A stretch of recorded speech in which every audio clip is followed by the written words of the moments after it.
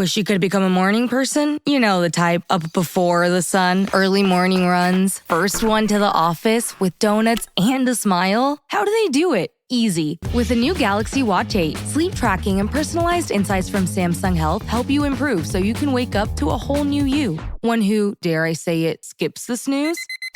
It's possible. Train your sleep with Galaxy Watch 8. Learn more at Samsung.com. Requires compatible Samsung Galaxy phone, Samsung Health app, and Samsung account. Running a business comes with a lot of what-ifs. But luckily, there's a simple answer to them. Shopify. It's the commerce platform behind millions of businesses, including Thrive Cosmetics and Momofuku. And it'll help you with everything you need. From website design and marketing to boosting sales and expanding operations, Shopify can get the job done and make your dream a reality. Turn those what-ifs into... Sign up for your $1 per month trial at shopify.com/special offer. Atheists, agnostics, long-haired weirdos, short-haired weirdos, vandals, hooligans. The government, hug the government, love the government, hug the government, love the government, hug the government. Welcome to The Politics Guys, a place for bipartisan, rational, and civil debate on American politics and policy. I'm Northern Kentucky University political scientist Michael Baranowski. My guest today is Bruce Schneier, an internationally renowned security technologist, a lecturer at Harvard's Kennedy School, and the New York Times best-selling author of 14 books. His latest book, co-authored with Nathan Sanders, is Rewiring Democracy: How AI Will Transform Our Politics, Government, and Citizenship, which we'll be discussing today. Bruce Schneier, welcome to the show. Thanks for having me. Yeah, one thing that caught my eye almost immediately is when you talked about democracy as an information system. I never really thought about it that way. And I was hoping we could start with you explaining what you mean by that. So that's something I thought about several years ago, actually. And the notion that democracy is a system by which we solve problems, by which we figure out what to do. And it processes information. It processes all of our personal preferences and produces, as a result, the output. What should our tax policy be? What should our foreign policy be? Who should make these decisions in our name? And in that way, it's an information system. And how well it does that, how well it turns our individual preferences into group outcomes, is a measure of how well it works. And like any system, it would have certain biases or go in certain directions because of how it's designed. And you focus on AI in the book, obviously. And toward the beginning of the book, you talk about how democracy's always been connected with technology, even going back to like the Greeks with their random picking machine thing. What makes AI different in a lot of ways is the word you use is pluripotent. And not only that, but it has the ability to turn speech into action. And I was hoping you could talk a little bit about that. AI is different because, unlike other technologies, it mirrors human cognition in a way we haven't seen before. Lots of technologies for democracies.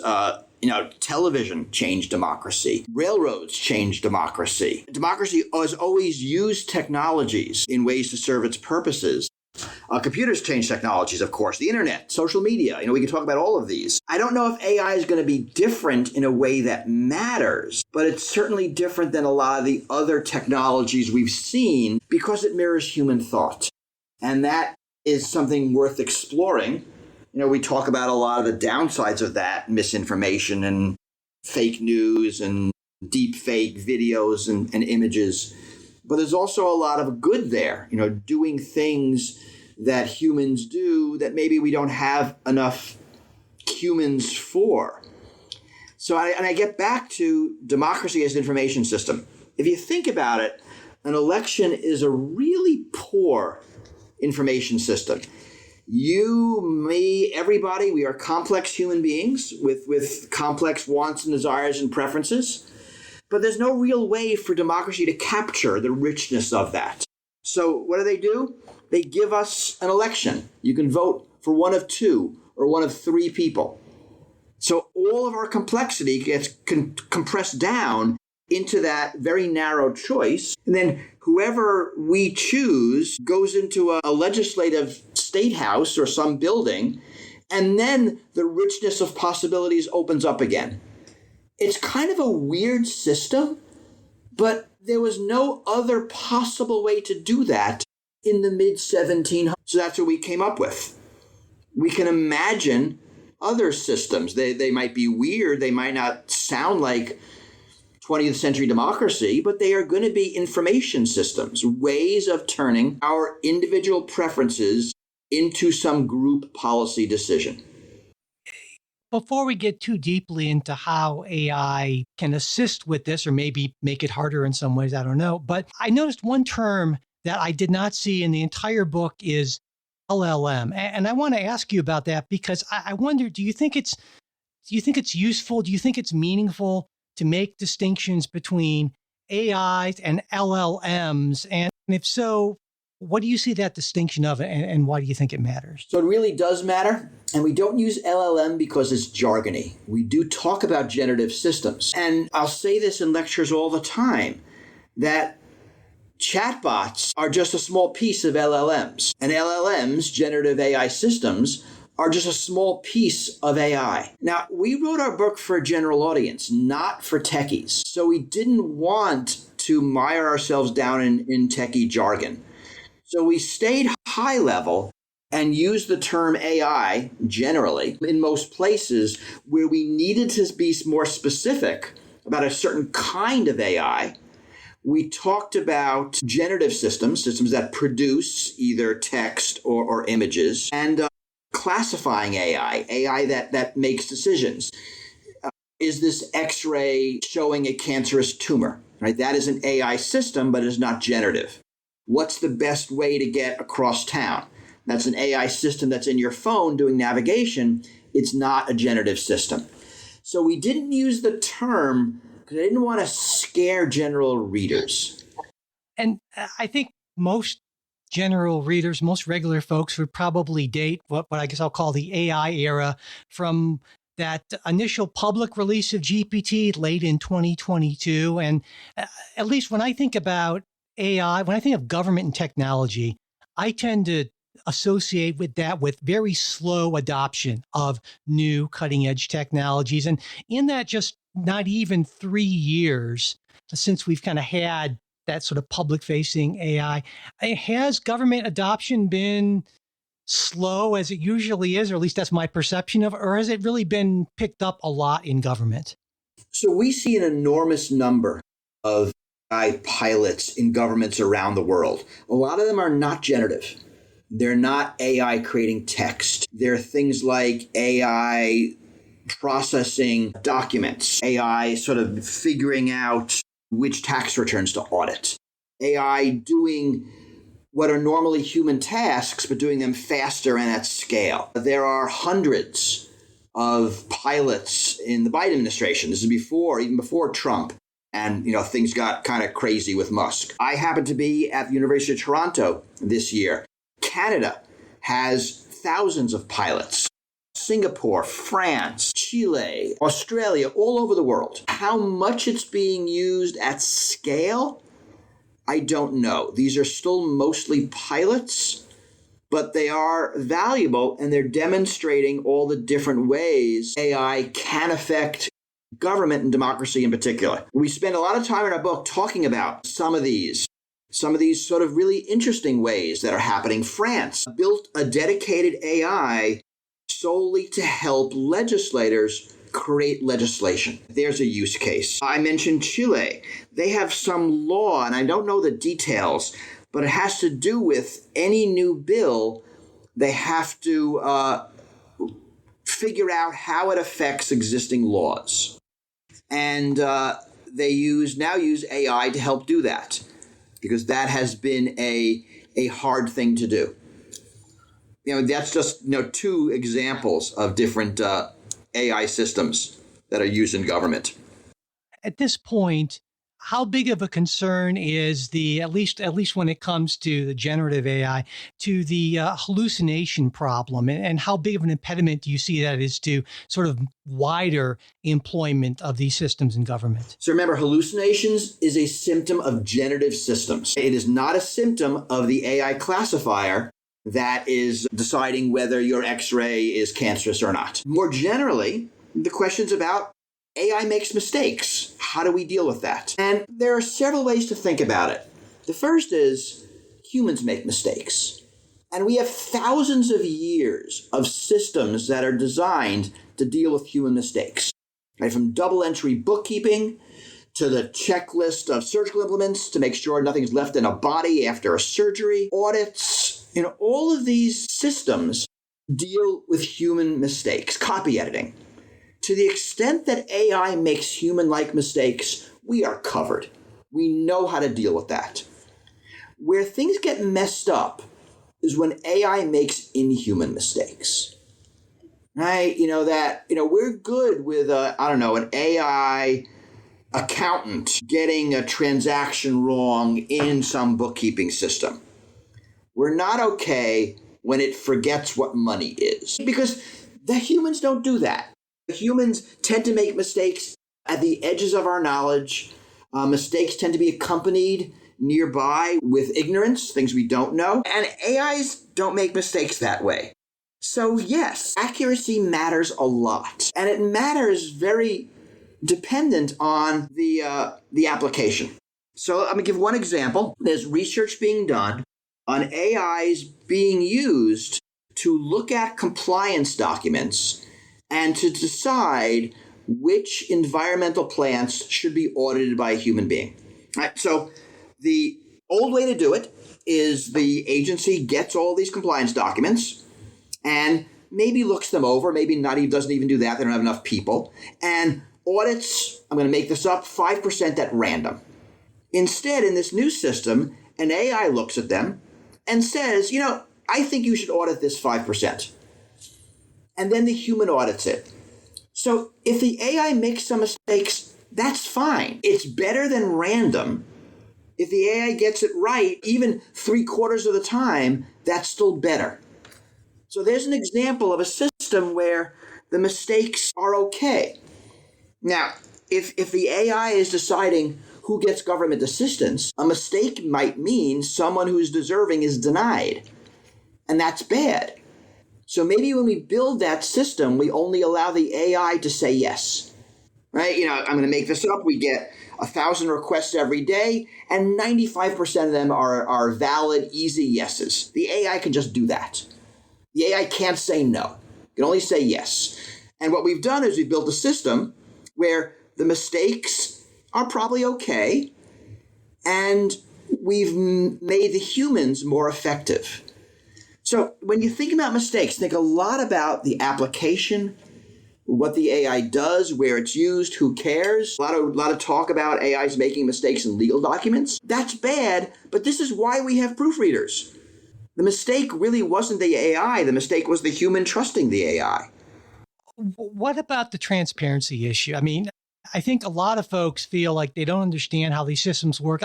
I've read some things where some of the people designing them say it seems like, in some sense, sort of a black box, and you have people like Elon Musk saying things like, well, other competing systems to Grok are woke, and Gemini and GPT and so forth. And doesn't that raise certain legitimacy issues, or at least potentially? So yes, so a couple of things. We don't know how human brains work. So not knowing how things work is an issue, but we can be okay with that. And the reason it's actually not a problem with humans is because largely we don't care. If you make a decision, you are a police officer and you decide whether to arrest somebody, I can't open your brain and decide if you made that decision based on racism. But what I can do is look at your pattern of decisions. Right? I will decide if you are a racist police officer based on the output. And I can do that with an AI as well. So in a lot of applications, being able to look at the output, we can look at an AI that is making job hiring decisions, who to interview, and we can tell that is making sexist decisions. And we've done that. We've done that research. Knowing how it works is kind of irrelevant in that case. Now, right, to be fair, sometimes you want to know how things work. And there's a lot of research being done in explainable AI. How do we get an AI to give an explanation? Just like we might ask a human, you decided this thing, explain your process. And the human will, and maybe it's making it up and maybe it's kind of justifying it, but it's giving us something. And more AI systems are able to do that. But yes, this matters. But how much it matters, really need to think about.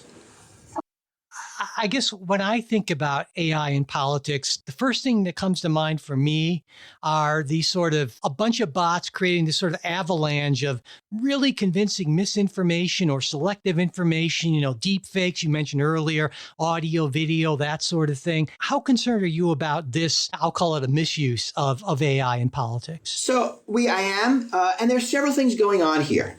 So a deep fake is not a mistake. A deep fake is a human being using the AI to create something that is deceptive. Right? They're using the AI's ability to create video, to create audio, to make something fake. Now, I care about the fakery, but honestly, whether the deep fake was made by an AI or actors on a soundstage doesn't matter to me. What the AI does is make that easier. Right? To make that capability available to lots of people. We see that happening now. It is a problem. It is not catastrophic, but it certainly is something we need to watch. There really isn't a solution here. The other thing you talked about, and I think is actually more interesting, is the AI making a mistake, being supremely confident and making mistakes. And that is something that we have to blame the AI system for.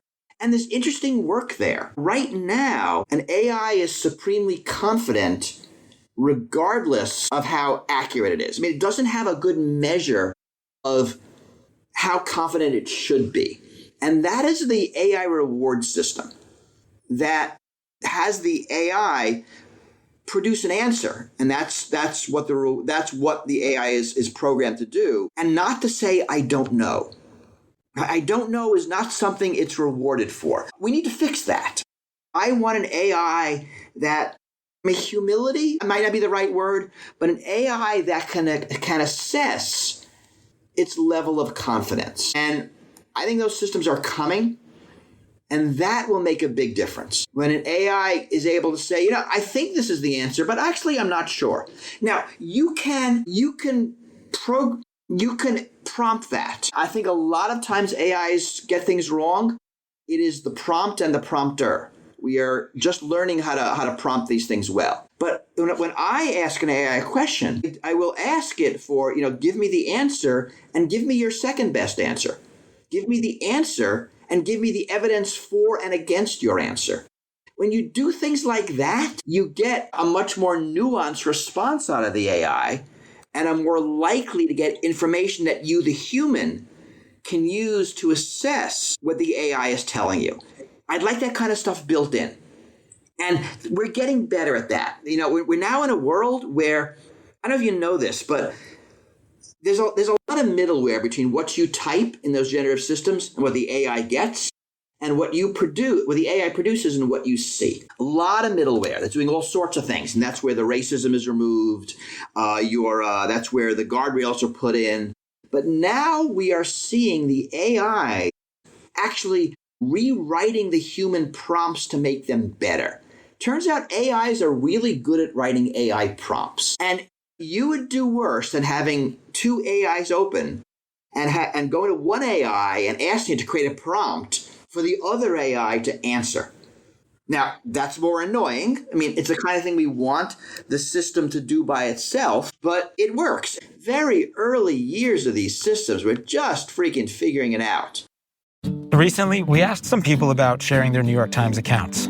I would be very interested in having separate logins for a shared subscription. I'm 35 years old. I still share my parents' New York Times subscription. I think if my teenagers were to have their own logins, we could share articles. It doesn't let us play the same games as each other. I do the crossword. I do the spelling bee. I do the Wordle.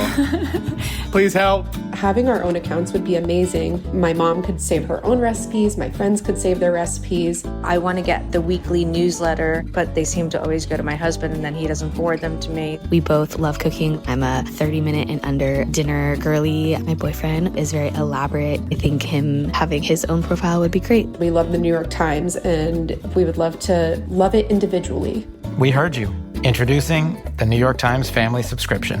One subscription, up to 4 separate logins for anyone in your life. Find out more at nytimes.com/family. Anyone can follow. It takes something special to be an original, which is why the 2025 Lincoln Navigator SUV arrives with new ways of surrounding you in luxury, including the ultra-wide 48-inch panoramic display and the multi-sensory Lincoln Rejuvenate experience. A true original never stops evolving. So meet the 2025 Navigator, the original that's all new and better than ever. Learn more at Lincoln.com. Lincoln and Navigator are trademarks of Ford or its affiliates. One of the things you argue in the book is that AI can potentially lead to greater political participation or even more informed political participation because it can give people this tool that helps make it easier, it helps explain complex issues, and it can make it easier to monitor government agencies, to be a watchdog and influence government. And I agree with all that. But then the first thing I thought after I contemplated that was, well, yes, but the best AI models aren't free. And top tier access can cost hundreds of dollars a month, if not more. And I'm guessing that insiders have access to much better models even, or somewhat better models that we can't even buy yet in the general public. And so I think maybe this kind of goes into your argument about, or discussion about, what you call public AI. And so we can talk a little bit about that. Sure. And this is definitely something to be concerned about. The fact that the AIs are being created by these tech monopolies for the near-term financial benefit of the tech monopolies. They are incredibly expensive to create, so we're moving to a world where the rich get richer. It's unclear whether that is permanent. So I'll talk about public AI in a second, but we are seeing many more public domain models, free and open source models. Hugging Face, which is a site where those are aggregated, I checked about a week ago, and there are over 2 million public models on that site. Now, a lot of them are kind of, hokey, but there's real stuff out there. So we are seeing a rise of these non-corporate models, what we call public AI.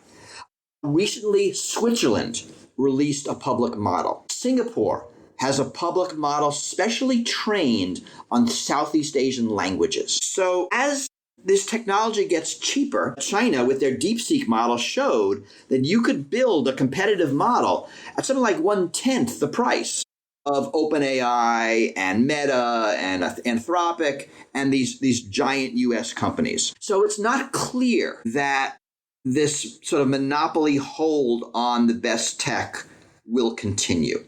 If it does, you are right. And I think society has a problem that there will be haves and have-nots, and the rich will get richer and be able to use these models. If these current trends continue, this just becomes more democratic. And that's sort of good for everybody. Over the years, a number of legislators at least have said things along the lines of, we didn't actually read all the legislation we voted on. It's like, we'll have to pass it to see what's in it, that sort of thing.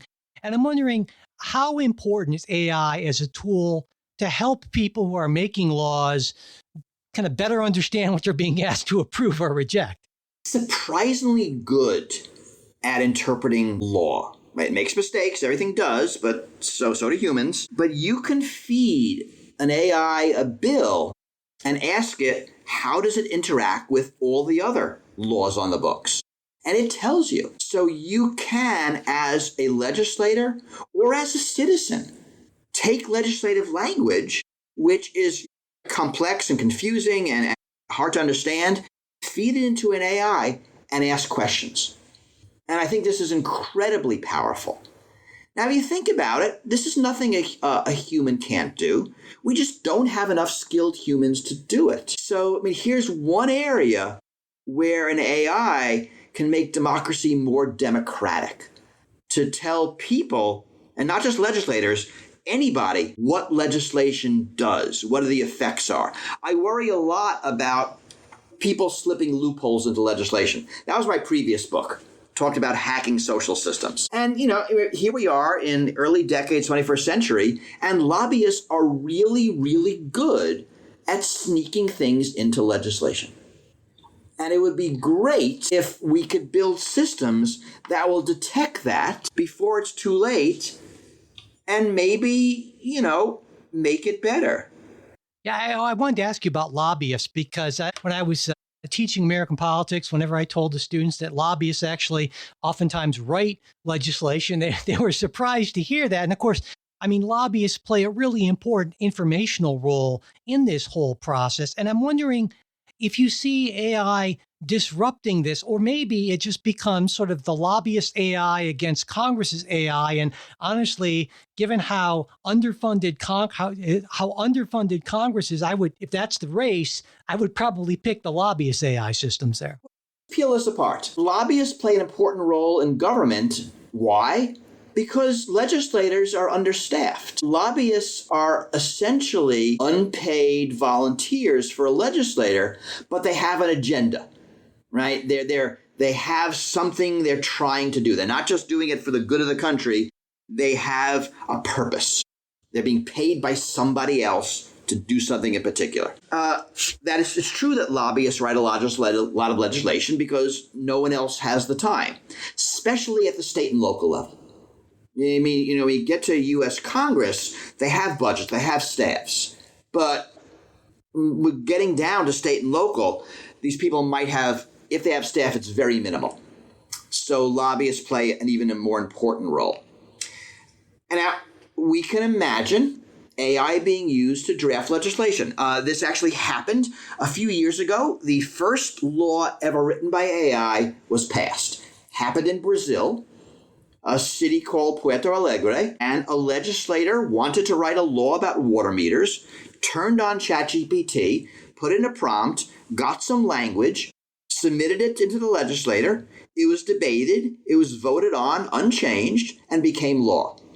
Now, if you think about it, this is exactly how we want AI to be used. It's an assistive tool to a human. It produces text that goes into a human process for discussion, debate, and amendment, and it is voted on by humans. That's freaking fantastic. So AI can do this even for complex legislation. So maybe a legislator doesn't have to rely on AI. And you describe this as the lobbyist AI versus legislators AI. But before it was the lobbyist versus nobody. At least in this new world, the legislator has an option. I don't need you, lobbyist. I can go to my AI. I can type in what I want. I can get language. I can review it. I can have my staff review it. We can amend it. We can go back and forth. And I do not need a lobbyist to give me legislation where now I'm afraid there's some loophole in there that they haven't told me about. So that at least levels the playing field. So I'm optimistic about AI as a legislative assistant in that way. And I mentioned France. France has built an AI precisely for this purpose, to let legislators write better law. I also want to talk about AI and how it might affect communications between lawmakers and constituents. Your thoughts on that? And also, if you have a concern that it might just end up being sort of bots talking back and forth to other bots. Bots talking to bots is a big fear. And honestly, I think social media is going to be that surprisingly soon. But I think AI has a role to play in communications in both directions. Right now, my legislator communicates with me through email, through a public speech, through a robocall. Pretty sloppy and not that great.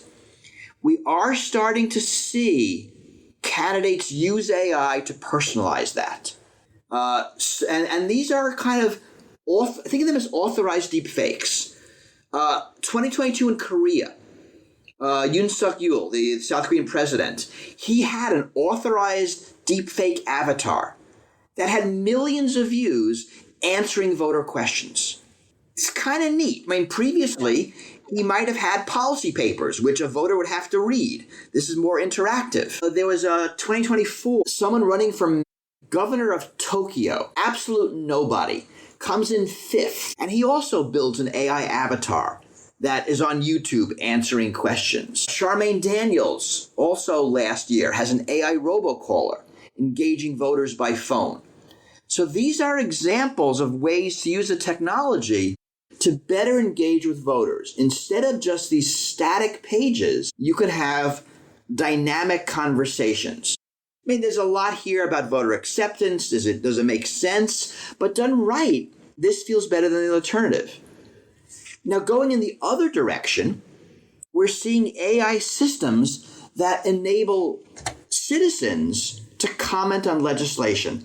The one I know best is Maple. This is in my home state of Massachusetts. And this is a platform by which anybody can go and find out what laws, what bills are being debated in the Massachusetts State House, have AI summarize them, and then to have the AI will help them create a letter, a public comment, to respond and say, hey, this is what I think. Now, here's AI as assistive tech for citizens to be better able to engage in government. Now, if you were like a rich guy, you would be able to do that, right? You'd have staff, you'd have attorneys, you'd have people to tell you, what laws were being debated and to draft your comments for you. Companies do that all the time. But AI will help regular citizens do that. I also want to ask you about AI in the bureaucracy, and you've kind of touched on that here and there a little bit. I get the sense that there was some of this that was attempted with the sort of Doge thing, at least early on, where we'll fire a bunch of people and then AI and these systems will pick up the slack. I would argue that's probably not the right way to go about it. Probably a terrible way to go about that. Yeah. Exactly. But I mean, how much efficiency savings do you think there potentially is here? Yeah, it depends. And it depends a lot on application. And that's why when we started this conversation, we talked about the hundreds, the thousands of pilots that are happening in governments around the world. I mean, that's good because we want to know where it helps and where it hurts. Where it helps is where it augments humans. So we talked about AI being used to tell the humans which factories to audit, like which environmental plants to go visit and inspect. Right? There it augments human regulatory compliance. We can imagine AI looking at the tax returns and saying, you should audit these. Already we have computers doing that. Maybe an AI can do that better. Right? So what it does is it increases the productivity of the human staff. And there it makes a lot of sense. We talked about mistakes, the notion that an AI can only say yes and not no, ways that the AI doesn't unjustly penalize humans. So are there ways to appeal an AI decision? Are there ways that the AI doesn't take over the process but augments the process?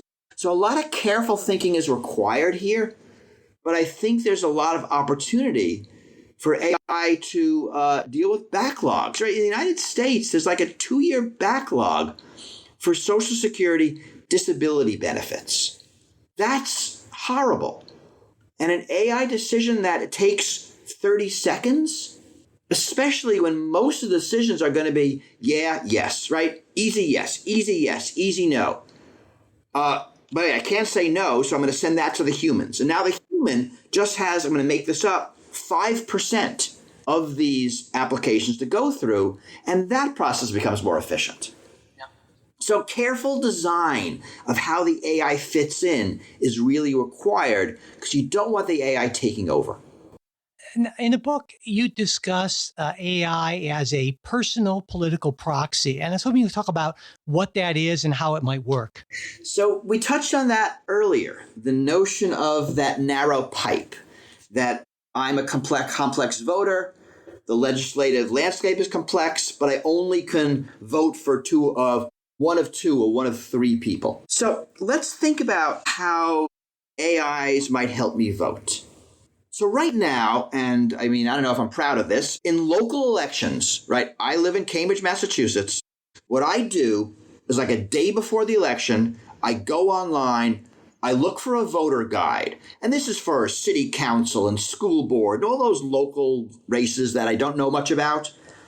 I look for an election guide, I read it, I hope it's accurate, and I decide who to vote for. We can imagine an AI that knows my preferences, right? It knows my politics, it's paid attention to me, it knows what I want, and it does that for me. And the AI says, I've done the work, you should vote for these people. It's actually not much different than what I do today, right? Trusting some outside source. We can go a step further. Let's imagine a system where the AI could vote on my behalf. Like, instead of the AI saying you should vote for these people, it fills out my ballot and it sends it in for me. Okay, that sounds interesting. But let's go even a step further. The AI does that for everybody. And if it does that, we don't even need an election. Yeah. Right? The AI could just say, I know everybody. I know their preferences. I figured it out. If we had an election, these people would win. Do we have a democracy anymore? I think the answer is no. That's a future that bothers me, that end game. I think the process of democracy, of humans making the decisions, is just as important as the outcome. And even if the AI gets it right, I don't want them to remove that human process. But going back a few steps, it seems perfectly reasonable. And what's interesting to me is that once you have an AI assisting you in voting, voting becomes easier. We could imagine there being 100 ballot initiatives, right? Because the AI can make sense of them all and help me figure out how to vote. We can imagine an election every month, every week, because a lot of it can be handled automatically. So it is interesting to think about this notion of an AI voting assistant. One, how far you want to take it before you lose democracy. And two, how far you want to take it to enable the more complex preferences of the humans to become part of the process. So sort of a difference between enhancing our abilities and sort of having them atrophy, I guess. Almost. Enhancing versus replacing. This is real important for many applications of AI. Does it enhance humans?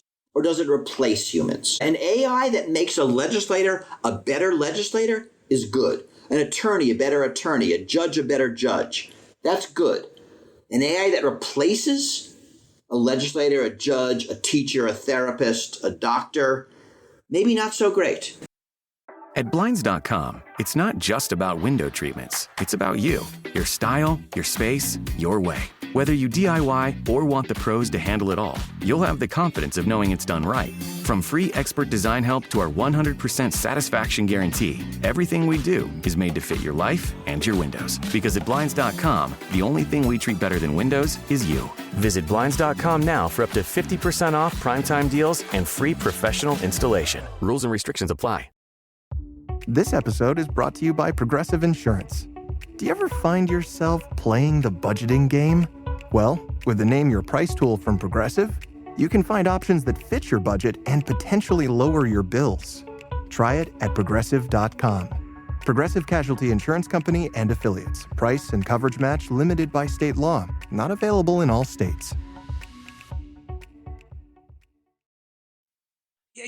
Along this sort of negative line of thinking, in the past, one big problem with sort of centralized command and control authoritarian governments is just that there's just so much going on, so many moving parts in a large group of people. And so it tends to break down in most cases. But that seems to be changing. And I'm wondering, how useful of a tool do you see AI as being for authoritarians or wannabe authoritarians? Yeah, AI is a power enhancer. We spent a lot of our book talking about power and how AI affects power. And an authoritarian government is a power center. So AI will enhance that as well. Whether it enhances democracy more or autocracy more remains to be seen. But we can make these same conversations about social media. Remember when we started, we talked about democracy as an information system. Really, all form of governments are an information system. But autocracy is just a simpler information system. It turns group preferences into a policy outcome, but the algorithm is like, do what the person in charge wants. Sort of like a monarchy works the same way, or an oligarchy. I mean, these are all information systems. So AI will enhance all of them to different degrees. We don't yet know which system it'll give an advantage to.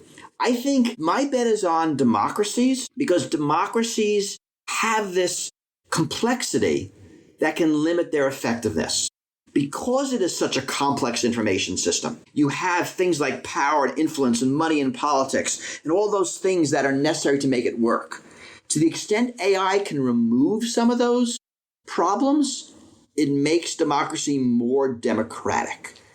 And I'm optimistic about that. It could also do absolutely horrible things, right? It's a tool for surveillance. It's a tool for censorship. It's a tool for control. And if it's used that way, it could, bring out a lot of bad things in government. When Doge and Elon Musk were wanting to replace people with AI, they weren't doing it with the best interest of government in mind, right? They were using it as a repressive tool. So, a lot comes down to the humans and their motivations, right? The AI is just a tool. And really how the humans use it is what matters. Toward the end of the book, you write, it's foolhardy for tech companies to sacrifice democratic values for short-term gain.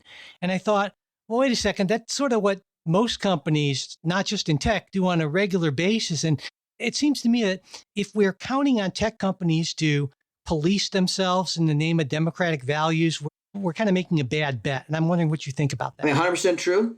And, I hope I wrote that in context, because it's the system.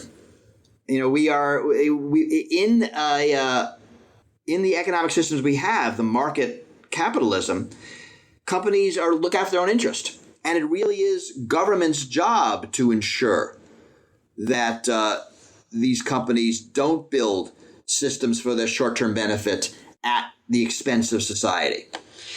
So we spent a lot of time on how we can reform the AI ecosystem, how this for-profit system isn't serving us well, and that public AI becomes a counterpoint to that, not to replace corporate AI, but to have an alternative that is not corporate-based. So, we believe regulation is essential here, as it is in all areas of tech, not just AI. The notion that we're going to build the future for the short-term benefit of a bunch of tech billionaires is a dumb way to build society, and we can do better. Well, I think a lot of folks, the common narrative, it seems one common narrative, at least around AI regulation, is that between the concerns with China winning the AI race and also the really deep pockets of AI companies, we're really unlikely to see any sort of significant regulation. I wanted to get your take on that. I think you're right in the U.S. I actually think the arms race argument, U.S.-China, is bullshit, but it's very self-serving for those who make it.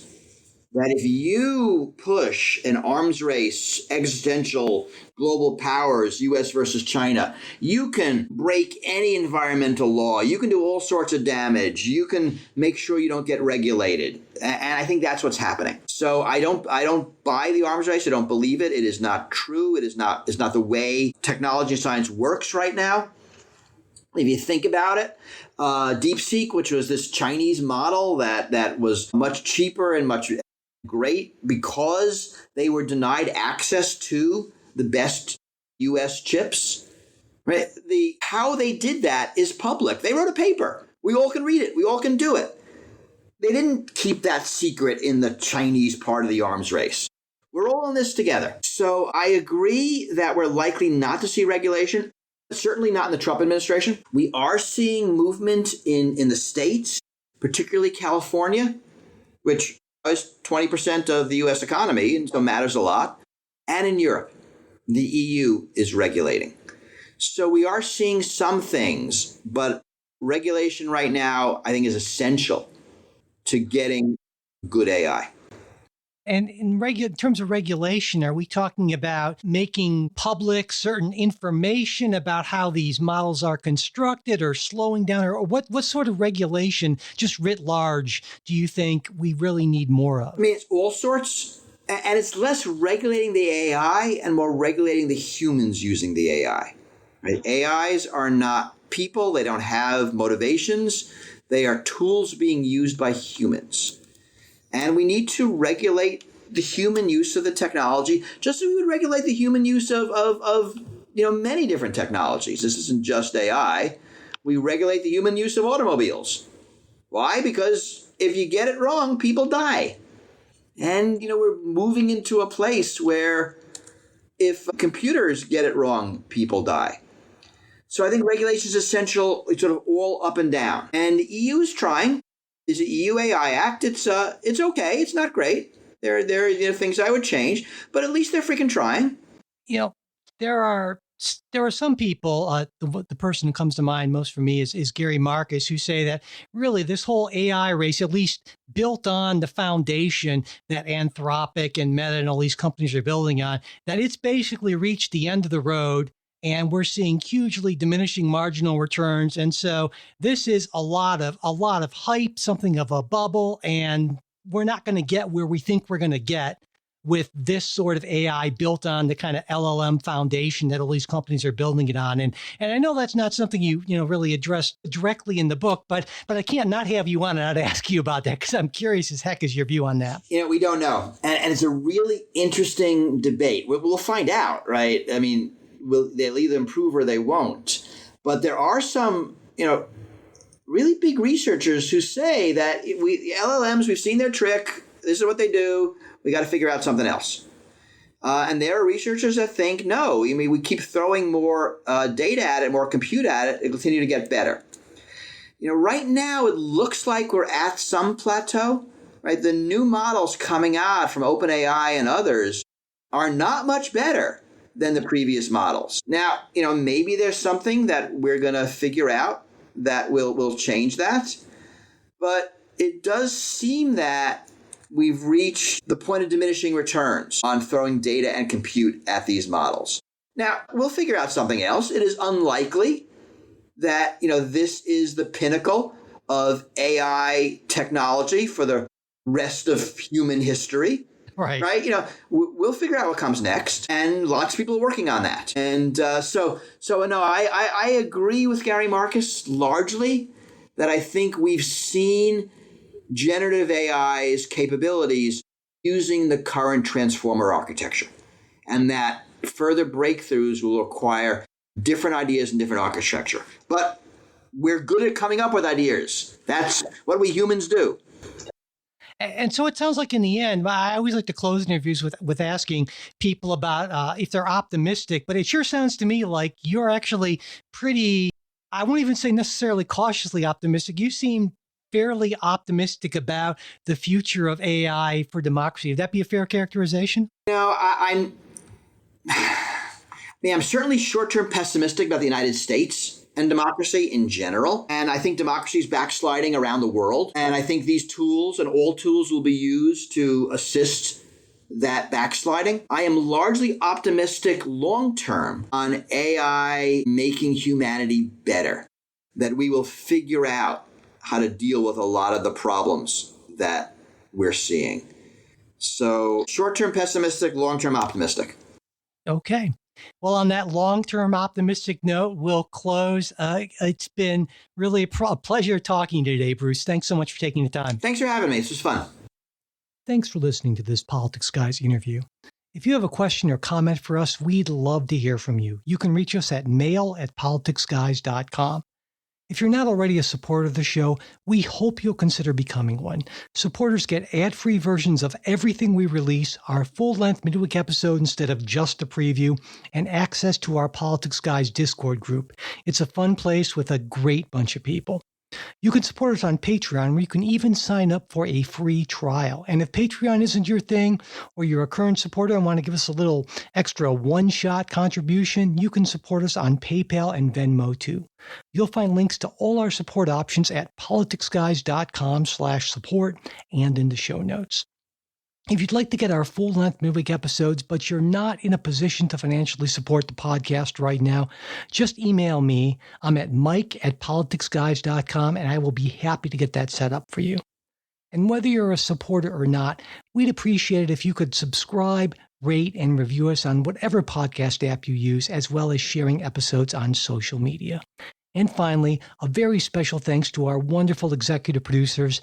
They are Wilma Moreno, Daniel Toe, Ryan Beasley, Don Oglesby, Derek Schmidt, Dakota Heath, Jason Chrysler, Dave Dean, Jeremy Larson, Brian Matza, and Jody Marie Miller.